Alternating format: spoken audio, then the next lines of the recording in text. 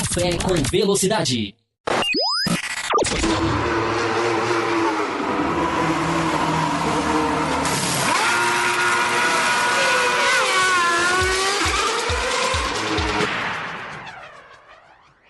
MotoGP. Para você que marcou o encontro com a velocidade, seja muito bem-vindo ao Café com Velocidade. Mais um bloco começando, dessa vez da MotoGP. E como vocês podem perceber, agora eu estou no comando, sim, Thiago Santa Rosa aqui presente, administrando as coisas nesta casinha do Café com Velocidade. De casa nova, por sinal, www.cafecomvelocidade.com.br, esse endereço que Diogo Gomes já decorou, assim como o nosso e-mail.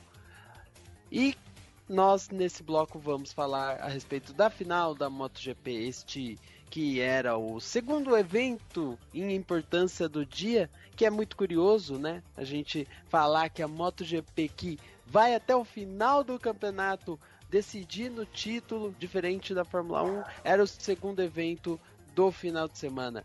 Diogo Gomes, o que você pode trazer dessa final que você viu aí com toda a atenção, depois dela já ter acontecido, mas já acompanhar alguns fatos aí decorrentes desse final de semana, dessa disputa entre Marques e Dovizioso? Olha, a disputa entre eles foi bem legal. A pena que a corrida foi bem chata, a gente colocar. Não gosto dessa expressão, mas foi. É uma corrida um tanto quanto morna, né?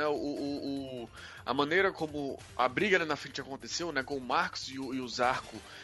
E posteriormente o Pedrosa também chegando. Não chegando, né? Porque ele estava na frente sempre, mas entrando na briga de fato, na troca de posições. Foi muito interessante. A corrida teve seus pontos principais com o Marcos. Ele ia dizer quase caindo, mas na realidade ele caiu, né? Ele conseguiu salvar a moto quase que do chão. Impressionante o que ele conseguiu fazer. As Ducatis abandonando, enfim, tem alguns pontos ali que deram certa emoção na corrida, mas no geral ela fugiu do padrão que a MotoGP acabou, querendo ou não, estabelecendo essa temporada de uma série de corridas muito, muito boas, né? Então, foi legal que teve briga, foi legal que teve disputa. O título no final ficou. Ele já foi meio que já decidido, né? Então era mais uma questão de tentar a última cartada ali. Então a situação ficou meio complicada, mas a corrida como um todo não gostei tanto. As brigas específicas e alguns pontos principais, o Pedrosa voltando a vencer, o Zarco quase vencendo, até chegar a torcer, e bastante, inclusive, pro Zarco vencer, porque ele tá merecendo, ou tava merecendo pela temporada, né, pela primeira temporada dele. Então foi uma corrida, no geral, eu até que saí com um saldo positivo por todo o ambiente criado e tudo mais. Eu tô com a mesma impressão que você, Diogo. É muito engraçado porque a gente tá acostumado, né, a ter corridas muito boas da MotoGP. E eu até posso dizer que a gente ficou mal acostumado com isso. Então, quando tem uma prova que é um pouco abaixo da qualidade das demais, a gente já estranha. A gente já fala, epa, não é o padrão da categoria. Porque se a gente colocar aí em paralelo, né, até com outras categorias que a gente comenta aqui no café, a gente teve disputa pela liderança da prova, a gente teve troca de posições. Então, tivemos fatos que aconteceram, mas não é do nível que a MotoGP vem se apresentando atualmente. Então, por isso que a gente faz esse comentário. Eu estava super ansiosa pela disputa desse campeonato, desse título, né, na última prova. E confesso que eu fiquei um pouco decepcionada, porque, claro, né, criou uma expectativa muito grande em torno do Marques, se o Dovi ia conseguir chegar, se ele ia tirar esse reinado, né, do Marc Marques. Então, confesso que eu me deixei levar por essa onda. Eu esperava, assim, uma disputa um pouco mais acirrada, mesmo o Dovi tendo largado ali mais para trás. Mas eu pensei, pô, o cara já conseguiu se recuperar em outras corridas, vai que acontece nessa também. Então tava super animada e foi meio morno, assim, né? Não foi ruim, mas não foi a qualidade que a gente esperava da moto, ainda mais de uma disputa de título. E acabou dando o que a gente apontou ao longo do ano, mas que perdurou ainda bem até essa última etapa, né? Então mais um título aí merecido de Marc Marques. Marc Marques que virou um especialista, né, em salvadas espetaculares. Diogo Gomes comentou isso. Ele marcou mais uma vez com essa sua habilidade. E além de tudo, Bárbara Franzin, essa questão da prova não ter sido tão boa, pelo menos na minha visão, não sei se vocês concordam, também não desabona o que foi o campeonato todo. Uma surpresa a Ducati chegando com um piloto, vamos dizer, de menor estirpe, né, que no caso é o Dovizioso, lutando contra talvez o maior piloto que a categoria tem no momento e um piloto que vai desafiar e tem toda a condição de destronar Valentino Rossi ao longo do tempo, não é isso? Assim, eu acho que se a gente no começo do ano falasse que quem ia disputar esse campeonato com o Marques seria o Dovizioso, muita gente não ia acreditar, ia dar uma risadinha meio, tá bom, senta lá, né? Mas foi isso que é muito legal, o cara tá ali há anos na categoria, conseguiu fazer um treinamento pra se tornar melhor e mais forte e conseguiu disputar o título e foi muito honroso o que ele fez, foi muito bacana. Eu só acho uma pena que ele acabou caindo nessa última corrida, seria muito bacana se ele terminasse mesmo sem levar o campeonato, mas prova sim que é um cara que agora a gente pode colocar na lista dos que vão enfrentar o Marques no ano que vem e que podem aí fazer também ótimas corridas, gente. Foram 6 vitórias do Dovizioso ao longo dessa temporada, não foi pouca coisa. O Marques deu uma dominada agora nessa fase final, mas o Dovi tava assim muito bem, realmente ninguém esperava. A gente esperava isso de Lorenzo, de Rossi, de outros pilotos, mas o Dovi eu acho que era bem difícil ter alguém apostando nele. Diogo, para completar esse comentário, fazendo um balanço geral antes de entrar no detalhe dos pontos da corrida, você acha que a Babi acabou de falar, o Dovizioso vai disputar o título no ano que vem? É um piloto que se credencia a disputar o título a partir de 2018 e enfim, pelo que mostrou a Ducati. Mas você acha que ele vai ter essa vida tão fácil com um companheiro de equipe que se mostrou uma peça, vamos dizer, surpreendente nesse final de temporada em relação ao que ele pode desenvolver com essa moto, que é o caso do Jorge Lorenzo? Eu acho que pro ano que vem essa briga vai ser bem aberta. Claro que a Babi comentou bem, né, sobre as expectativas com relação ao Dovizioso, ninguém esperava isso. Tanto é que até antes da Malásia, né, o campeonato chega na Malásia já com grande chance de ser fechado, de ser finalizado, né, com uma corrida de antecedência, ou 2, como queira interpretar. E desde lá, desde a sexta-feira da Malásia, que o Dovizioso fala que, olha, já é um ano pra gente se orgulhar, pra Ducati se orgulhar, porque nós já fizemos muito mais do que esperávamos. Então, não só a Ducati, mas o Dovizioso, eles têm essa ideia, né. Eu realmente vejo o Lorenzo muito mais forte nessa parte final. Inclusive, acho que estava mais forte na corrida. A Ducati estava lidando com um problema de degradação de pneus, os pneus traseiros. Então, no momento que a equipe começa a dar ordens de equipe, ou sugestões de equipe, como eles agora chamaram, o Lorenzo ele começa a acelerar o passo, vamos colocar dessa maneira, e vai pra frente e consegue abrir em cima do Dovizioso, né? Até com certa facilidade, eu diria.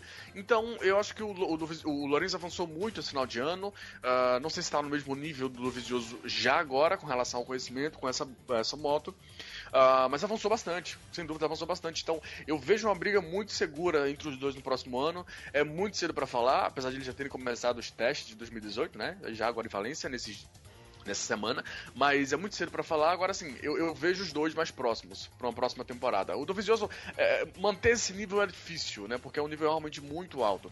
Mas o Lorenzo, principalmente o Lorenzo chegando, e esses dois brigando entre eles, isso pode ser muito interessante, porque se você parar para pensar, a gente não tem brigas, não teve brigas dentro das equipes esse ano.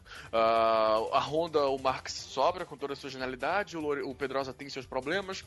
Na Yamaha, em determinados momentos, o Vinhares esteve mais forte, principalmente no início do ano. Na segunda parte do campeonato, o Rossi vem mais forte e o Vinhares sofre demais.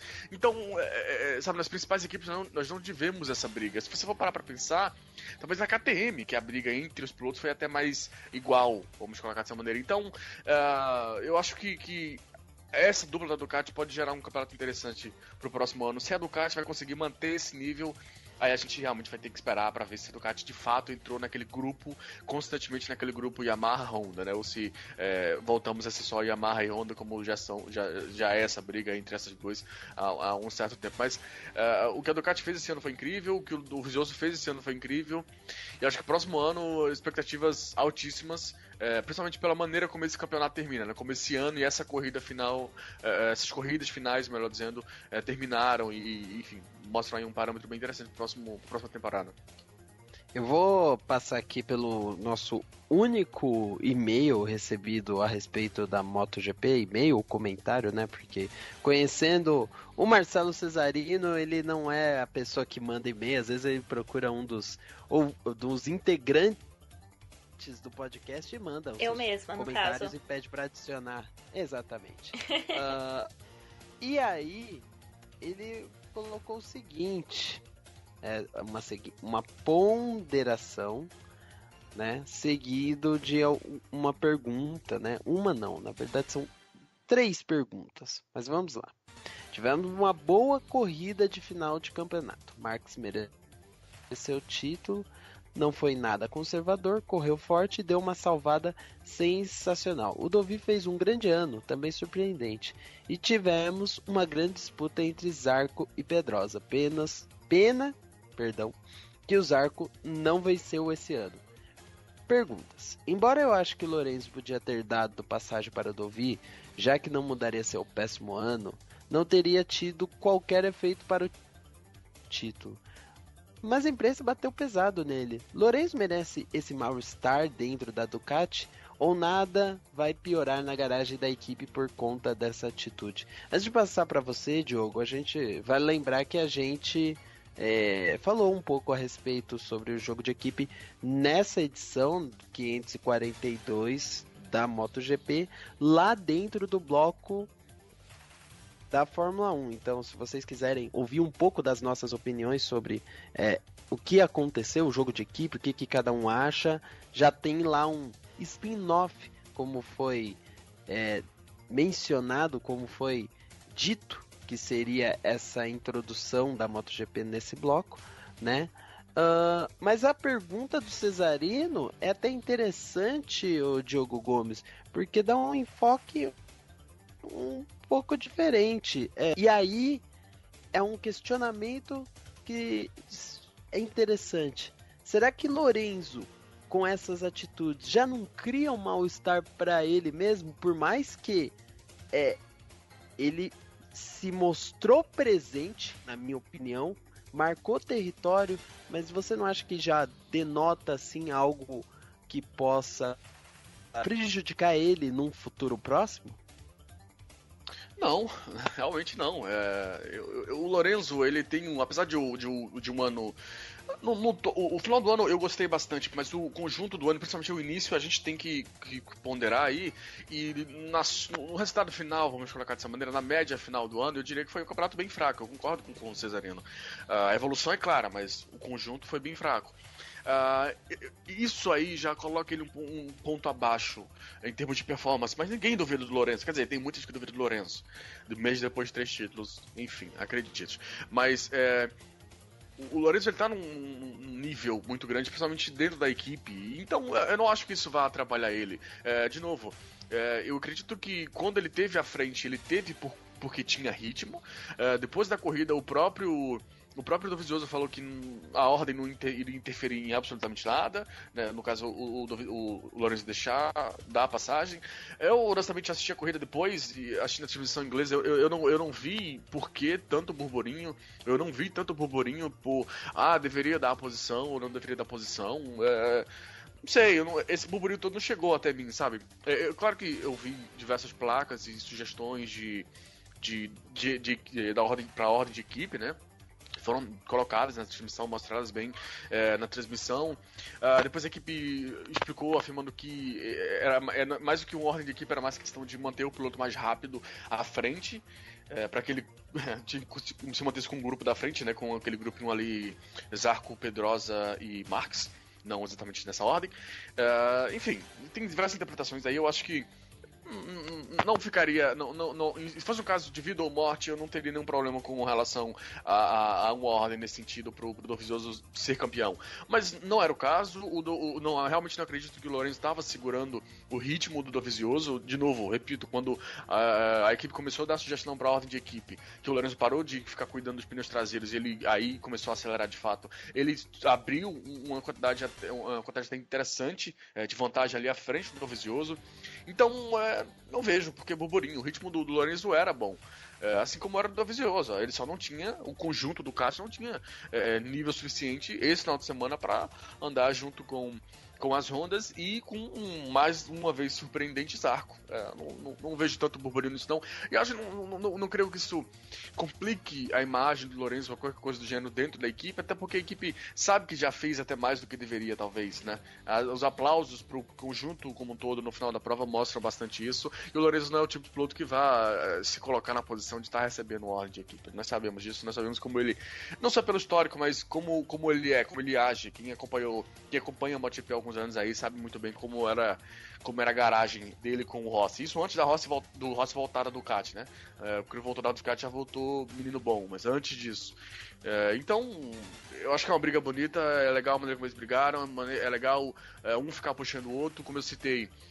Se eles mantiverem esse nível próximo ano, os dois muito próximos ali, vai ser interessantíssimo pro campeonato e pra equipe.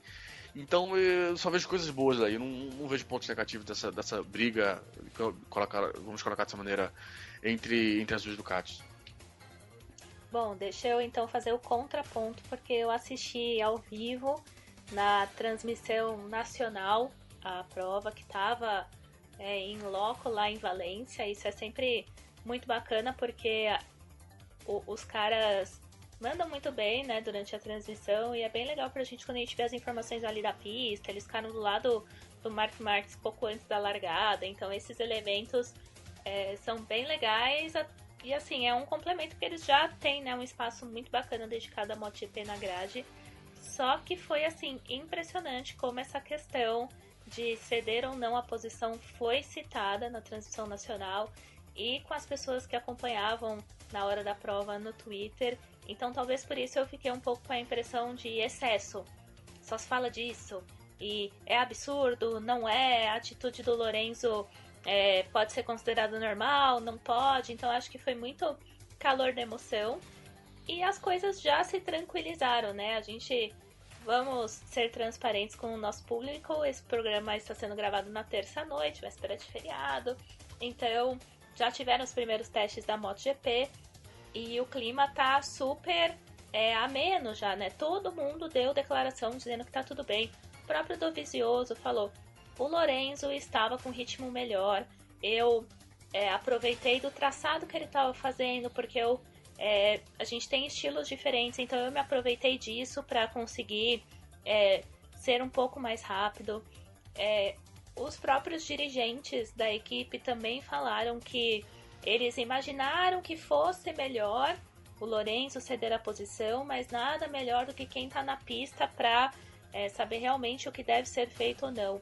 Então, ou o Lorenzo tem um poder muito grande na equipe, ou realmente ficou tudo bem e vida que segue. Porque até depois, quando os dois caíram, o Lorenzo logo depois foi lá onde o Dovi estava sentado, cumprimentou, saiu andando, assim, meio que tá tudo certo.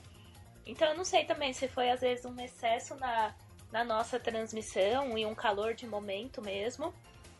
E também pelo fato dos ingleses terem essa característica, né, um pouco mais fria e analítica.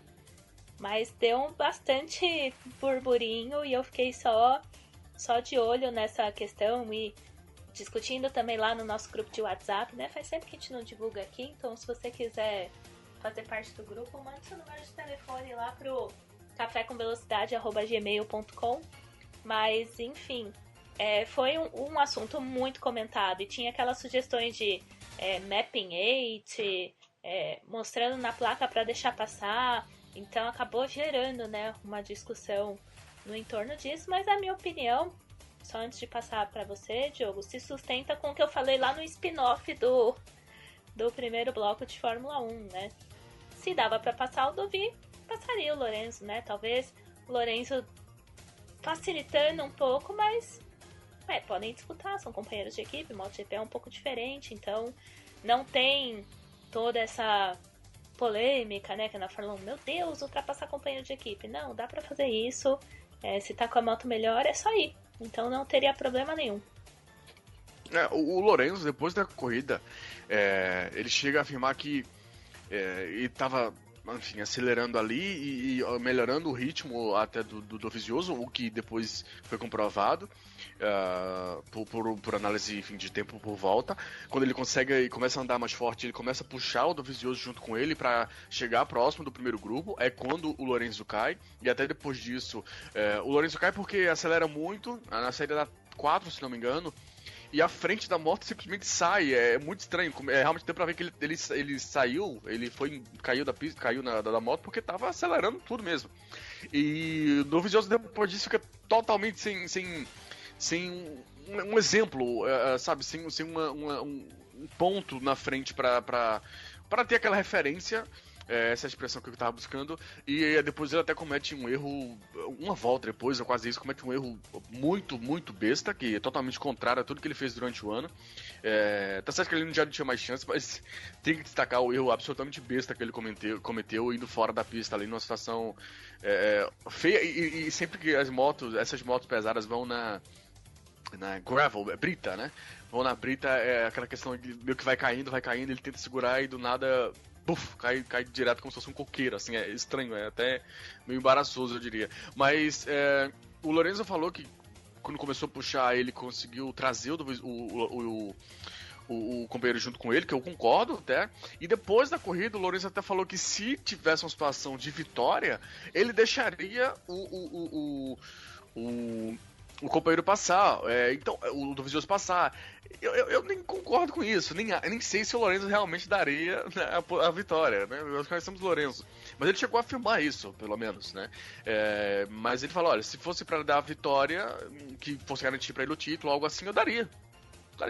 Mas não era a situação. A gente tava na situação que a gente tava tendo que nos colocar em risco para poder chegar no grupo da frente, citando mais uma vez o grupo das duas Hondas de fábrica, mais o Zarco. Então criou-se um grande boom em cima disso, mas eu não vejo muita razão, não, pra ser bem honesto. Tem muita aí, muito assunto relacionado com esse tema. Como vocês disseram, algumas coisas já foram, vamos dizer, deixadas de lado, e a vida que segue. Muitos dos pilotos já estão de fato pensando em 2018, tanto é que Diogo Gomes também mencionou isso, né? Já começaram os testes para a temporada 2018 com as motos no Circuito de Valência, com o nosso compromisso com a verdade. Estamos gravando na terça-feira esse bloco da MotoGP, então já tem os resultados dos primeiros testes. E aí é a segunda pergunta do Marcelo Cesarino, que casa bem com esse momento, porque no teste de hoje o Maverick Viñales foi o mais rápido. Curiosamente, o mesmo Maverick Viñales que foi o mais rápido nos testes da virada do ano passado, né? Quando ele assume a Yamaha e começa a surpreender todo mundo, né?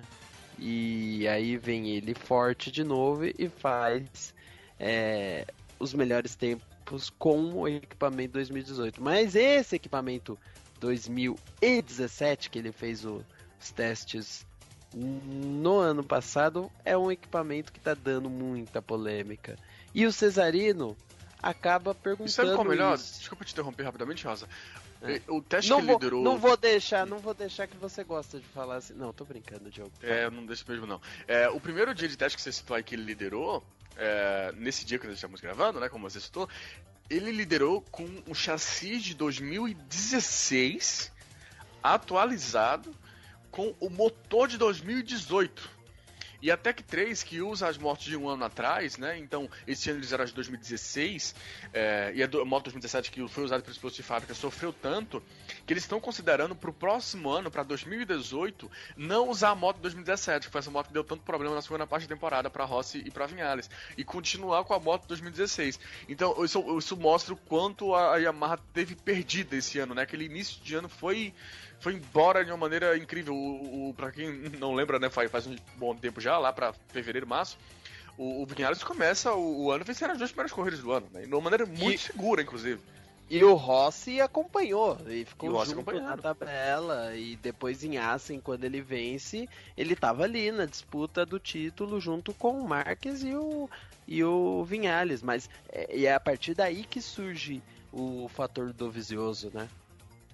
E a pergunta do Cesarino vai nessa linha. O que foi esse final de ano pífio da Yamaha, Rossi, Vinhales, perto do Zarco e da Tech 3? Acho que aí é bom até a gente mencionar o fato da corrida, né? O Zarco é um personagem dos principais dessa prova, destaque absoluto, inconteste, junto com Dani Pedrosa, que surge no final e consegue dar o bote depois desses eventos malucos, a quase queda no Marques e as quedas dos pilotos da Ducati. Então, Diogo Gomes, indo na linha que o Cesarino falou, o ano pífio da Yamaha e a prova do Zarco, o que você tem para dizer? Era uma prova absolutamente maravilhosa dele, né? Porque as explicações com a moto, né, acho que já foram dadas. A moto 2017 realmente sofre muito. Eles conseguiram tirar um tanto a mais na moto 2016, tanto é que em Valência os chassis usados foram de 2016. Para a corrida eles fizeram treino livre e classificação com o chassis atualizado, 2017 tudo igual, e para a corrida eles simplesmente largaram tudo, voltaram para o chassi de 2016 com o resto da configuração de 2017. Foi meio que uma troca de desespero, né? Pro Rossi, na verdade, pros dois não valeu muita coisa. O Rossi até terminou ligeiramente fora do top 5, mas assim, acho que conseguiu avançar durante a prova no que tava ali no limite. Agora o Vinhares, ele passou a prova quase que inteira na 14ª colocação, né? No final, ele até pula pra 13º. A gente tem que parar pra pensar que o Tito Rabat, de Marca VDS, terceira moto da Honda, terminou em 10º. Então, assim, acho que foi até o melhor resultado do Rabat no ano. Ano passado em Valência ele também já tinha andado muito bem, parece uma pista que encaixa bem ele. Então, sofreram muito, né? Foi um final de ano pífio, eles já começaram a testar muita coisa. O teste de 2018 começa bem, porque o Vinhares começa liderando, mas é como eu expliquei, né? Com a moto totalmente mixada.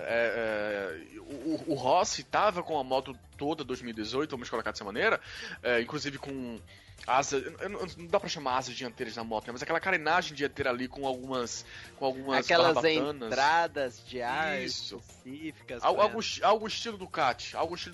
Se bem que o da Ducati ele é muito grande, né? Ele é com um penduricalho muito grande. O que a Yamaha usou agora nesse primeiro dia de teste foi parecido com o da Aprilia. Não sei se o ouvinte presta bem atenção nas motos em si, mas o da Aprilia parece o da Aprilia e o da Suzuki, deveria principalmente. prestar, né? Porque Deveria. as O da motos são Aprilia, duras. sim, o da Suzuki parece um mustache, sabe aquele estilo de bigode, mustache? Faz a curvinha assim certinho, é bem engraçado, inclusive. E o da Yamaha foi 2018, esse primeiro teste foi nesse sentido. Mas ainda deu pra tentar testar tanta coisa, porque o Rossi, com, sei lá, faltando 5 horas no final do teste, o Rossi sofreu um acidente fortíssimo, ele não se machucou, ainda bem, não sei como ele não se machucou, mas a moto ficou destruída de uma maneira inacreditável. Eu até coloquei essa foto no meu Twitter recentemente. Então, Você quer falar qual é o seu Twitter também, Diogo Gomes? eu nunca falei, né? Diogo Gomes _12. É igual o daqui. Você ia falar que era Campus FB. Não, esse aí não pode falar, esse aí tá bloqueado. Esse aí bloqueia as pessoas. Não, mentira, brincadeira.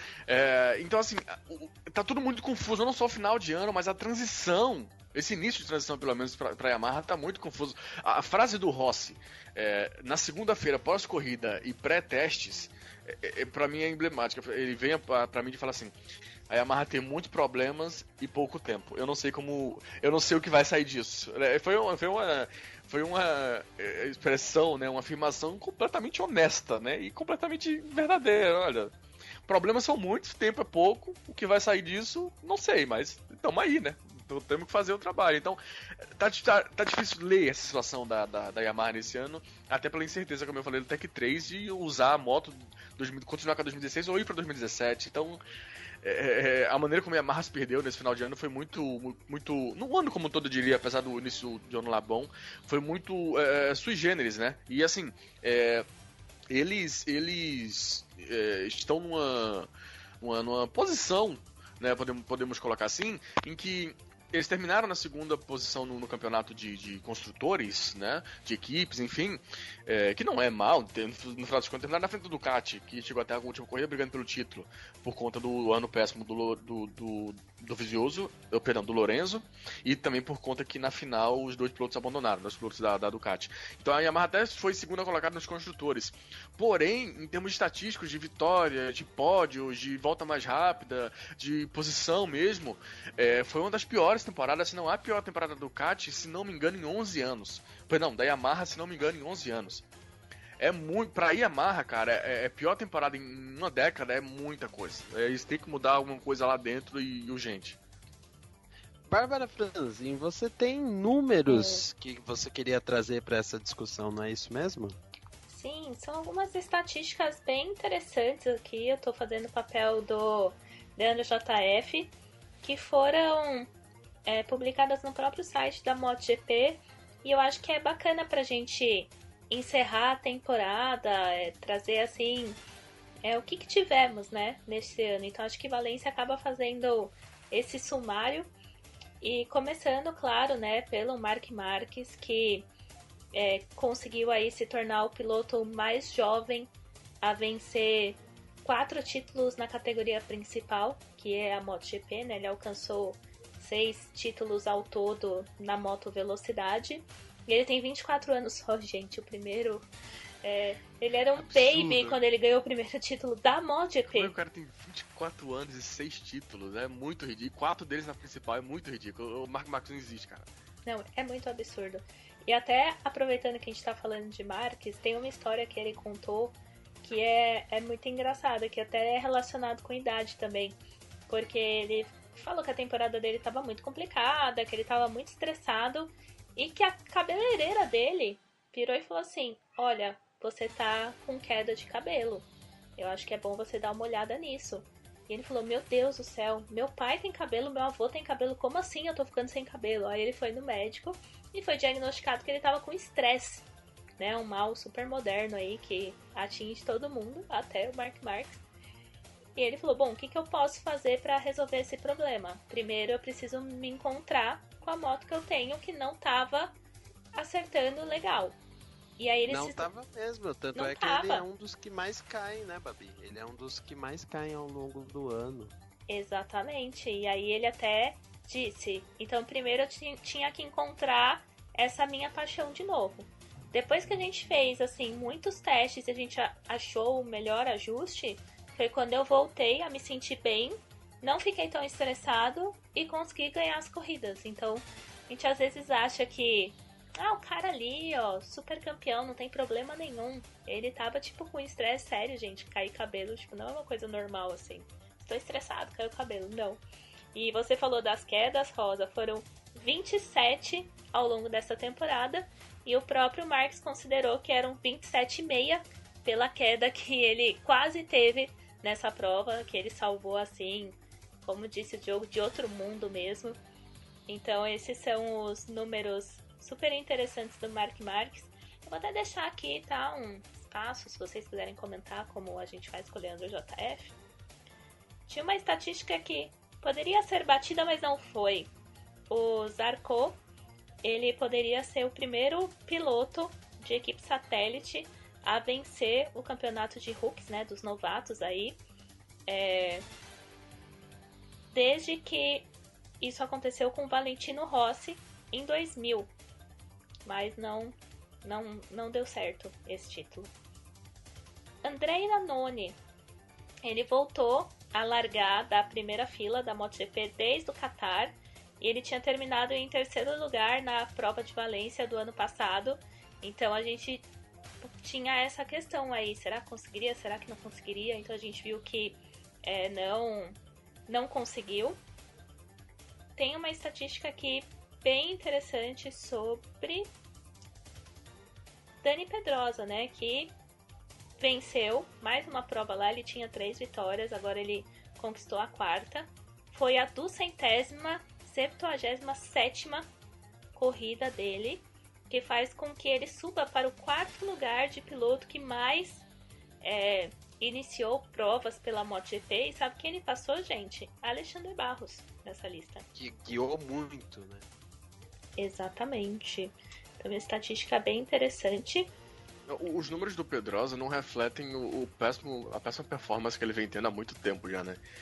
Se você ver o número de Mas vitórias, terminou a número de temporada com pódios... 2 vitórias, né? Não, exatamente. Se você ver o número de vitórias, número de pódios e tudo mais, você fala, poxa, uau, né? Mas no fundo, não é tudo isso, né? Não é tudo aquilo. No de pódio deles é um número dele, eu não vou lembrar de cabeça, E com essa mas é um número vitória, absurdo, cara. Diogo, e com essa vitória ele passou o Valentino Rossi no final das contas, né? Sim, e se você parar pra pensar, o Rossi teve uma vitória no ano em Assen, tá certo que a vitória em Assen deveria valer por 3, né? Mas uma vitória no ano, o Vinhares teve 2, então assim, ele igualou, no final das contas, é isso, pelo menos em número de vitórias. Então, tem vários desses assim, tem um ano, acho que é 2012, que o final do ano o Lorenzo já era campeão, ou quase campeão, o Casey Stoner estava machucado e já ia se aposentar no ano seguinte. Cara, ele em cavalo, acho que são 7 vitórias. É um negócio assim, absurdo. Um atrás da outra. Mas nessa época aí, toda a corrida ele batia um recorde. Mais pódios por não sei o que lá, mais pódios em um período de 1 ano e meio. Enfim, ele tem números muito bons porque ele subiu muito cedo, por mérito, porque a carreira dele na base é maravilhosa. E tá há muito tempo na onda de fábrica, né? E já teve contrato renovado para os próximos anos e tudo mais. Então, os números dele são muito bons, mas em termos de performance em pista, a diferença dele pro Max tá certo que brigar com o Max é uma sacanagem. Mas ele fica muito atrás, porque foi assim é assim com o Max, foi assim com o Stoner. Enfim, a performance não compensa, né? Não equivale aos números que no final das contas ele acaba conseguindo, acaba concluindo. Bom, Não, tem então mais, eu calma. acho que- Não acabou. Tem mais? Tem mais Então bastante coisa aqui. Tô falando que essa corrida trouxe estatísticas interessantes. Olha só, a prova de Valência só tinha sido vencida por um piloto que não se classificou na primeira fila, com o Marc Marques, que venceu depois de sair em quinto no grid de 2014. E o que aconteceu neste final de semana? Dani Pedrosa conseguiu vencer, saindo do quinto lugar também. Então é a segunda vez só que isso acontece na corrida de Valência. É bem curioso isso aqui mesmo. E tem uma Até do porque é uma Valentino. pista difícil de ultrapassar, né? Exatamente. E tem aqui do Valentino Rossi também, né? Quando a gente fala de Rossi, não tem como não ter estatísticas, porque ele tá há tanto tempo na categoria, tem tantos recordes, mas também é interessante. O Rossi completou todas as 18 provas que foram realizadas em Valência pela MotoGP. Olha só, muito tempo. 18 corridas, gente. Pouco tempo. E tem só mais uma. Ó, tá quase acabando. O Alex Espargaró, ele fez a sua estreia na 125 cilindradas, na época ainda, né? No circuito de Valência, em 2004, quando ele tinha 15 anos. Gente, ele era muito novinho. A gente acha o Marques super jovem, mas o Alex, quando começou, também era muito novinho. E hoje tá aí. Ele caiu, né, na corrida? Não foi muito bem. Sim. Então acabou caindo na prova, mas fica a estatística também. E tem mais uma, só pra encerrar. O Danilo Petrucci, aí ele fez a sua 100ª corrida na MotoGP. Bom número. Você tá falando do Alex Espargaró, ele mente, né? A idade, digamos assim, dele. Ah, ele é? acaba mentindo, porque. Não. É porque ele é bonito. O gato, não sei, esse nível eu já não sei. Mas Não, ele. foi nesse sentido que eu quis dizer. Eu sei, eu tô tentando ser maldoso. Tentando copiar você. Ele chegou muito cedo, então assim. Ele é bem novo, eu diria. Mas ele já tem algum tempo aí na MotoGP, né? Desde 2009 que ele faz corrida na MotoGP, tá certo que não foi completo. Primeira temporada completa em 2010, aí em 2011 ele volta pra Moto 2, dá um passo pra trás, algo que o San Luis vai fazer agora, por exemplo. E depois volta pra MotoGP em 2012, com aquela RT, depois passa pra Forward e aí começa a desbancar. Mas assim, ele já tá batendo portas aí, né, e fazendo algumas boas corridas com motos inferiores a um há um bom tempo, né? Eu diria. Mas é um piloto, eu gosto dele. Eu gosto do Alex Pagaró. Mas, E olha, pra finalizar da minha parte... O Diogo, ele tem só 28 anos ainda, então ele ainda é jovem. Vai render um bocado ainda. Eu não sei, o ano dele, Suzuki, principalmente 2016, pesou muito, né? Pesou demais, e principalmente porque ele tinha o Viñales do lado, o Viñales na melhor forma possível, e o Viñales estava voando, chegou até a vencer corrida em Silverstone. Acho que acho que desde 2007, se não me engano, 2007, 2008, que a Suzuki não vencia uma corrida na Fórmula 1, olha só, na MotoGP. Então, pesou muito aquele segundo ano dele, 2016 de Suzuki, pra carreira dele, né? Mas esse ano ele já começou a se recuperar na Aprilia, vamos ver se consegue ir pra frente aí. Mas, finalizando o MotoGP, pelo menos da minha parte, eu queria falar rapidamente sobre o Nick Harris. Acho que, não sei se todos conhecem, mas é o narrador, um dos narradores da TV britânica, da Dorna, podemos colocar dessa maneira, que é a organizadora do campeonato, porque ele já passou por diversos canais, que é um cara que, assim, eu particularmente tenho uma ligação, eu diria, com ele, porque desde que eu comecei a assistir MotoGP há pouco tempo, eu sou bem jovem, afinal, então, eu já comecei a assistir nas transmissões inglesas, né, ou da vida aí, da Dorna da vida. Então, desde que eu me conheço por gente que eu assisto MotoGP, ouvindo o Nick Harris narrar, o Nick Harris comentar. Então, esse final de semana, né, em Valência, foi a última corrida dele. É uma carreira de décadas na MotoGP, então assim, é um cara que eu admiro demais, a maneira como ele consegue colocar emoção na coisa, sabe, mas ao mesmo tempo não ser passional demais, ele sabe criticar, sabe fazer uma análise, sabe, detalhada mesmo da situação. Então, eu aprendi muito ouvindo ele, e é um cara que eu ouço a voz dele e eu lembro de MotoGP. Eu assisto esse ano, desde tem um certo tempo já que ele falou, alguns meses já que ele falou que ele ia se aposentar. Então, a própria Dorna já começou a fazer substituições, né, colocar outros narradores para fazer partes que não ele, né, meio que já acostumando o pessoal também, que já tá acostumado a só a voz dele já há muito tempo. Então ele já foi saindo, né, meio devagarzinho, e agora, no final do ano, ou melhor, agora, no final dessa temporada, ele já sai definitivamente, se aposenta. Belíssima carreira. De novo, eu não sei o quanto as pessoas acompanham, né, a transmissão inglesa, então não sei qual a ligação deles, se eles têm alguma noção de quem eu tô falando, mas é um cara que, pelo menos pra mim, teve uma importância gigantesca.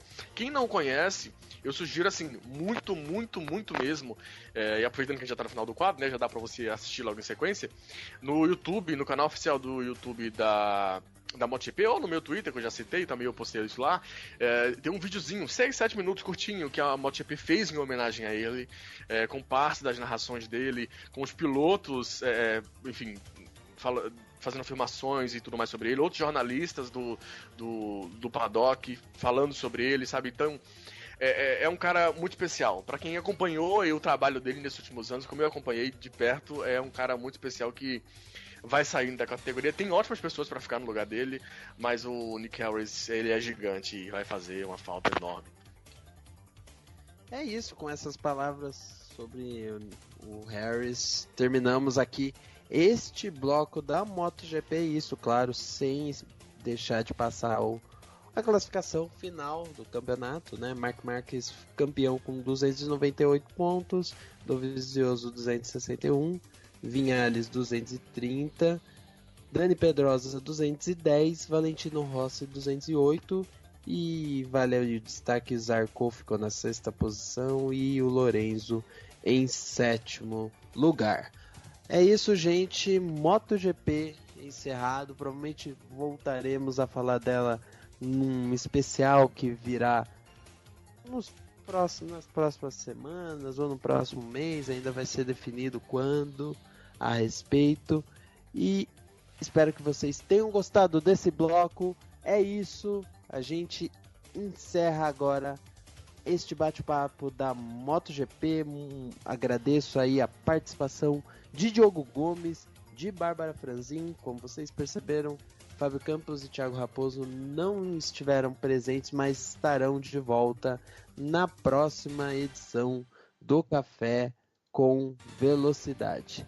É isso, um abraço, tchau!